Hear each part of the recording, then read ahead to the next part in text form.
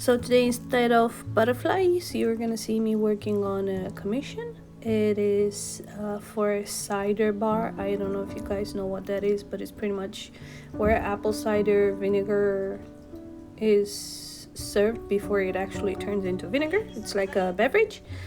And yep, I got commissioned this, and it's just a waiter serving cider the old-fashioned way, the way it's supposed to be served, by having the bottle very high, and just whenever you pour it, since it's from a height, it creates this bubbly effect that's supposed to aid and make it more flavorful. So yeah, it took me about 12 hours from beginning to end. That includes sketching and what I've had to do to prep the canvas before actually painting it.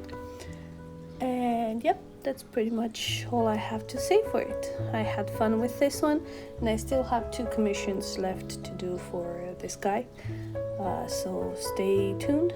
I'm going to do some apples, because of course apple cider vinegar has apples, and then I'm going to try to do some kind of dish that they serve there.